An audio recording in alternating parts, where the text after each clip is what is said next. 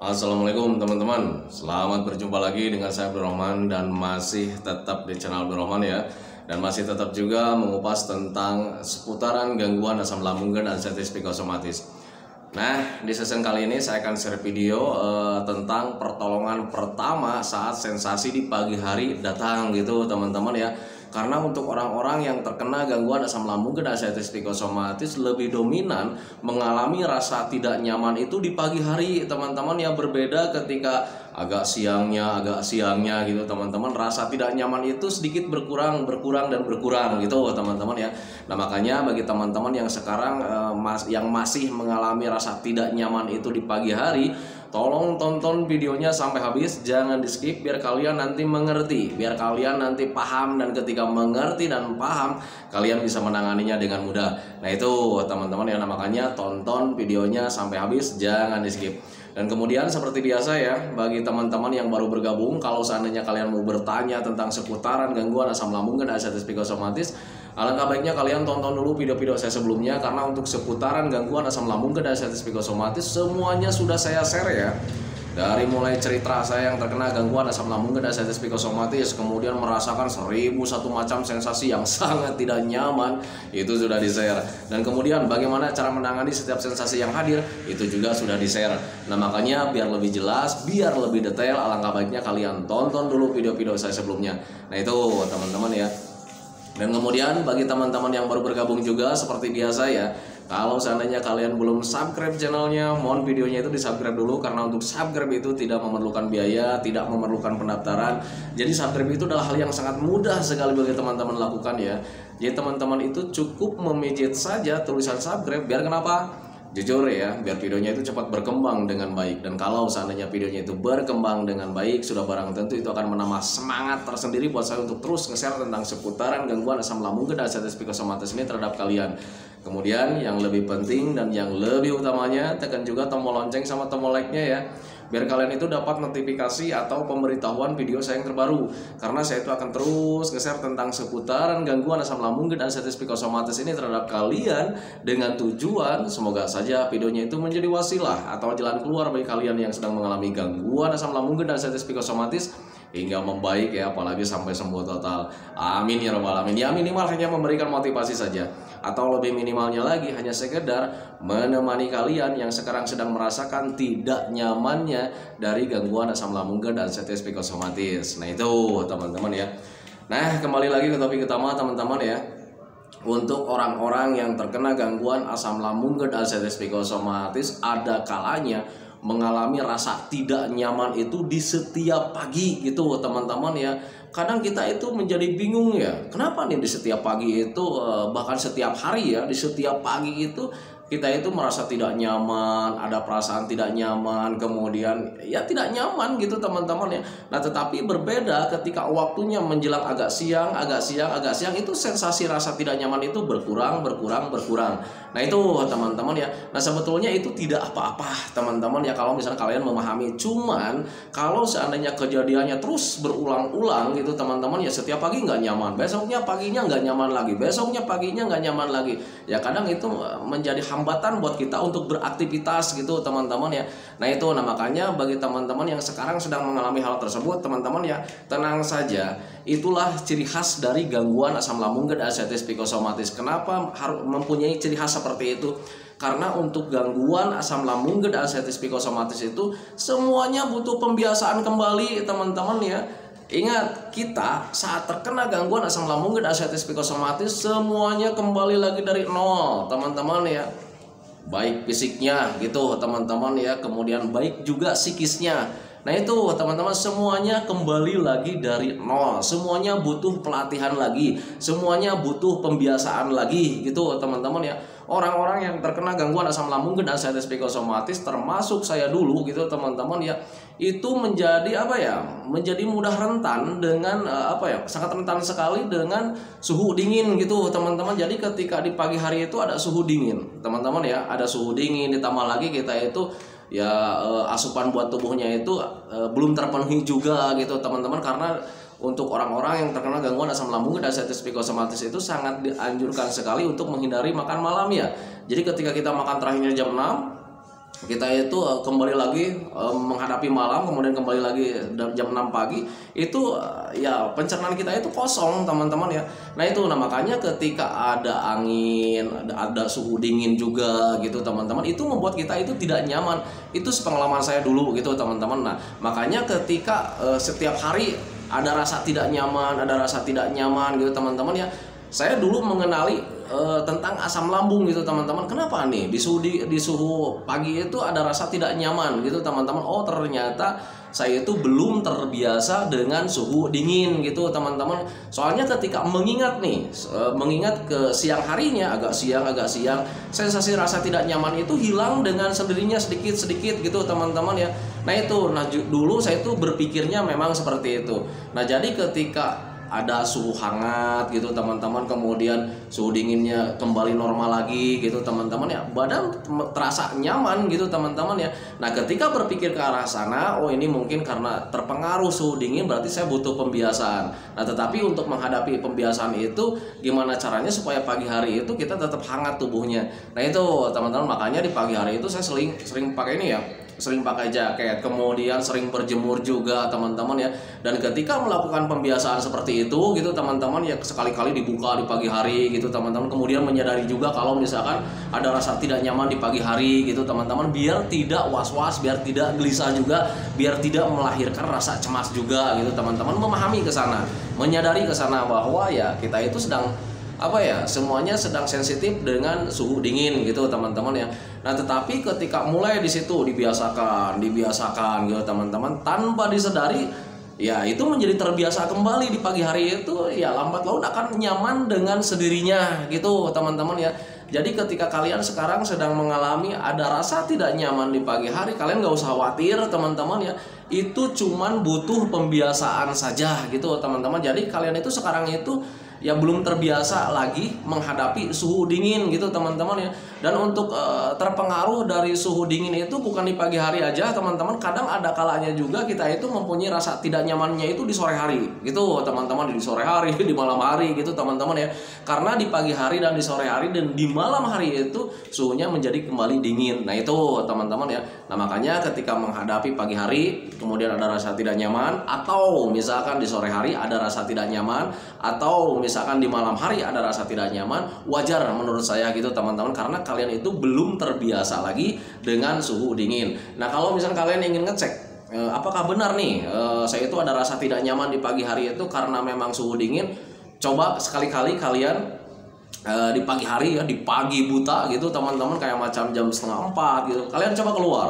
Kemudian kan di luar itu suhunya dingin sekali gitu teman-teman. Kalau seandainya ada rasa tidak nyaman, nah berarti itu kalian fix ya, itu berarti kalian belum terbiasa dengan suhu dingin. Nah itu teman-teman, dulu juga saya begitulah ketika ngecek ya, benar nggak nih ini saya itu terpengaruh dengan suhu dingin gitu teman-teman ya, apakah benar saya itu belum terbiasa lagi dengan suhu dingin gitu. Nah saya coba dulu waktu itu, walaupun sudah agak nyaman waktu itu ya, sudah agak nyaman, mandi sudah berani lagi. Nah saya coba waktu itu mandi di pagi hari teman-teman, jam 4:30 udah mandi ya. Dan kemudian mandinya juga tidak pakai air hangat gitu teman-teman ya, pakai air dingin, cuman nggak terlalu dingin gitu teman-teman ya. Saya mandi, nah kemudian di situ ada perubahan suhu kan ya, ketika sudah mandi itu ada perubahan suhu, dan kemudian di situ timbul ya rasa tidak nyaman itu hadir gitu teman-teman ya. Nah ketika waktu itu saya berpikir, oh ternyata ini saya belum terbiasa dengan suhu dingin. Nah bagaimana caranya agar mulai terbiasa dengan suhu dingin? Yang pertama itu memahami saja kondisi kalian itu. Waktu dulu juga saya memahami dengan kondisi saya sendiri. Oh ini saya belum terbiasa dengan suhu dingin, ya harus dibiasakan juga. Dibiasakannya itu seperti apa? Ya hadapi saja setiap harinya gitu teman-teman, menyadari bahwa saya itu sekarang sedang belum terbiasa dengan suhu dingin. Itu yang pertama, yang menyadari dulu. Dan kemudian untuk selanjutnya yaitu butuh pembiasaan gitu teman-teman ya. Butuh pembiasaan setiap hari ya, setiap hari kita jalan-jalan gitu. Jadi ketika bangun tidur, nah tunggu jam 6, ketika jam 6 itu saya coba makan gitu teman-teman. Dan ketika habis makan saya mencoba merelakskan diri gitu teman-teman, barang 15 menit atau setengah jam. Karena ketika sudah makan itu, orang-orang yang terkena gangguan asam lambung dan diabetes psikosomatis termasuk saya gitu teman-teman, sesudah makan itu ada rasa tidak nyaman ya. Nah makanya waktu itu saya mencoba merilekkan diri selama 15 menit atau setengah jam. Nah ketika sudah merilekkan diri, kemudian saya jalan-jalan saja. Nah itu teman-teman, itu untuk pembiasaan. Dan karena memang waktu itu jalannya itu ke tempat-tempat yang menyenangkan teman-teman ya, tanpa disadari di situ ada kesenangan.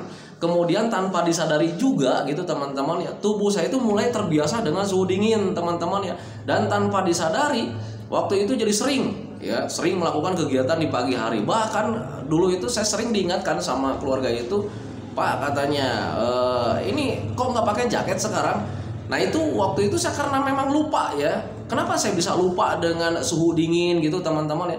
Karena di situ sudah mulai ada aktivitas yang menyenangkan teman-teman. Kemudian yang namanya ingatan tentang saya tidak nyaman karena memang suhu dingin itu ya terlupakan teman-teman ya, karena sudah mulai terbiasa melakukan aktivitas yang menyenangkan. Nah itu teman-teman, nah makanya untuk semua sensasi dari gangguan asam lambung dan anxiety psikosomatis itu membaiknya dengan terlupakan teman-teman ya.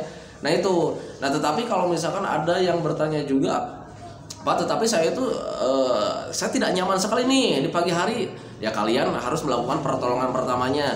Yang pertama, penuhi saja makannya. Nah itu teman-teman, penuhi saja makannya, cepat-cepat makan lagi, jangan telat makan gitu teman-teman. Kemudian kalian bantu dengan air hangat pelan-pelan, dan kemudian pakai jaket juga, hindari suhu dingin dulu gitu teman-teman. Tetapi jangan kalian lakukan setiap hari teman-teman, terus setiap hari jangan lakukan seperti itu teman-teman. Kenapa jangan dilakukan terus-terusan seperti itu? Karena ingat ya, kembali lagi tubuh kita itu butuh pembiasaan gitu teman-teman. Jadi kadang-kadang kalian itu harus melakukan seperti ini teman-teman ya. 3 hari misalnya kita pakai jaket nih, pakai jaket gitu teman-teman ya. Nah kali-kali kalian itu harus keluar jangan pakai jaket juga gitu teman-teman. Tetapi kalau misalnya sensasi hadir, kalian jangan cemas, itu karena kalian belum membaik gitu teman-teman, belum terbiasa dengan suhu dingin. Nah makanya harus disadari, jangan sampai kalian itu berpikir yang lain-lain, akhirnya menimbulkan kecemasan tersendiri gitu teman-teman. Ketika kalian mulai membiasakan diri nih, kemarin nih udah 3 hari nih saya pakai jaket, ini harus dibiasakan lagi nggak pakai jaket, misalkan seperti itu. Kalian buka jaketnya, kemudian ada rasa tidak nyaman.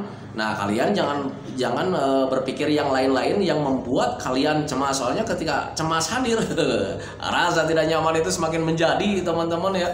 Nah itu, nah makanya ketika kalian membuka jaket, kemudian ada suhu dingin, kalian ada rasa tidak nyaman, sadari saja bahwa kalian itu ya belum terbiasa gitu teman-teman. Lawan saja teman-teman ya. Ingat, ketika kita lawan, ketika hadapi gitu teman-teman, nanti kita itu menjadi bisa ya. Bisa karena terbiasa gitu teman-teman. Karena untuk semuanya juga dari gangguan asam lambung dan anxiety psikosomatis itu butuh pembiasaan teman-teman ya. Sepengalaman saya memang seperti itu. Nah itu teman-teman, jadi saya itu sembuhnya itu karena keterbiasaan. Bukan karena obat, bukan karena herbal teman-teman ya, bukan karena apa ya, obat yang mahal-mahal atau herbal yang mahal-mahal, bukan teman-teman ya. Saya sehatnya karena terbiasa. Karena waktu itu saya meyakini bahwa dari gangguan asam lambung dan anxiety psikosomatis itu semuanya butuh pembiasaan kembali. Nah itu teman-teman, karena ketika sudah terkena gangguan asam lambung dan anxiety psikosomatis, semuanya kembali dari nol ya. Baik ketahanan tubuhnya kembali lagi dari nol gitu teman-teman. Coba bayangkan saja, dulu kan kalian itu paling kuat ya kena angin. Nah sekarang kena angin dingin, kena suhu dingin, kalian tidak nyaman. Nah butuh pembiasaan lagi gitu teman-teman ya. Itu kalau misalkan dari daya tahan tubuh. Kemudian dari pola pikir, kalian juga kembali dari nol dan butuh pembiasaan lagi. Coba ingat-ingat, dulu juga ketika sebelum terkena gangguan asam lambung dan anxiety psikosomatis dulu ya, sebelum terkena gangguan asam, kita itu mentalnya kuat teman-teman. Nah sekarang itu mentalnya turun. Nah itu teman-teman, dengan ditandai selalu mengalami ketakutan tentang ini itu. Nah itu teman-teman, itu kalian harus menyadari bahwa kalian itu ya sekarang itu kembali dari nol gitu teman-teman ya. Nah makanya untuk orang-orang yang terkena gangguan asam lambung dan anxiety psikosomatis, baik ketahanan tubuh, baik pola pikir gitu teman-teman, baik mental, itu kembali lagi dari nol dan butuh pembiasaan lagi. Nah itu teman-teman, makanya pahami saja ke sana. Jadi untuk orang-orang yang terkena gangguan asam lambung dan anxiety psikosomatis, jangan terlalu khawatir lah dengan gangguan asam lambung dan anxiety psikosomatis, karena semuanya itu ya tidak berbahaya teman-teman, sama sekali tidak berbahaya gitu teman-teman. Kalian itu hanya butuh pembiasaan saja. Tetapi Pak, kembali lagi ya, ini rasa tidak nyaman itu setiap hari, ya terima saja teman-teman, karena kalian belum terbiasa gitu. Nah tetapi kalau misalnya kalian tekadnya kuat, dibiasakan terus gitu teman-teman, jangan terlalu dipikirkan juga dengan sensasi di pagi hari teman-teman ya. Nanti kalian itu akan terbiasa teman-teman ya. Nah cara terbiasanya seperti apa? Seperti yang saya tadi katakan teman-teman ya, penuhi makannya, kemudian lakukan aktivitas yang menyenangkan. Ketika rasa senang hadir di situ gitu teman-teman ya, sensasi apapun termasuk diingatan penyakit, termasuk diingatan sensasi rasa tidak nyaman di pagi hari itu terlupakan, tergantikan dengan kesenangan. Ketika ada rasa senang di situ, cueknya semakin hadir teman-teman ya. Kadang kalau misalkan kita mau jalan pagi-pagi nggak pakai jaket juga masa bodoh teman-teman ya, karena cueknya sudah mulai besar. Dan ketika cueknya sudah besar, disitulah mendekati kesembuhan total. Nah itu teman-teman, makanya pahami saja ke sana. Jadi jangan terlalu khawatir. Nah jadi untuk penanganan pertama, kalau seandainya kalian masih merasa tidak nyaman di pagi hari itu, ya alangkah baiknya kalian penuhi saja makannya, kemudian minumnya juga dipenuhi, minumnya air hangat, kemudian pakai jaket juga. Tetapi untuk memakai jaket, biar kalian itu terbiasa lagi dengan suhu dingin gitu teman-teman ya. Jangan keterusan setiap hari kalian memakai jaket, jangan seperti itu teman-teman ya. Usahakan kali-kali dibuka jaketnya gitu teman-teman. Tetapi kalau misalnya kalian ada sensasi yang hadir ketika membuka jaket karena ada suhu dingin, sadari saja teman-teman, berarti tubuh kalian itu belum terbiasa dengan suhu dingin. Nanti juga ketika kalian biasakan, lambat laun kalian menjadi terbiasa dan kalian itu akan kembali nyaman. Jadi untuk sensasi dingin itu kalian nggak akan kambuh-kambuh lagi. Nah itu teman-teman, ingat sekali lagi bahwa kita itu bisa karena terbiasa. Nah itu teman-teman ya. Nah itu teman-teman ya, video dari saya tentang penanganan asam lambung di pagi hari. Semoga saja itu menjadi wawasan buat kalian. Semoga saja itu menjadi ya minimal hanya sekedar menemani kalian lah yang sekarang sedang merasakan tidak nyamannya dari gangguan asam lambung dan sensitif psikosomatis.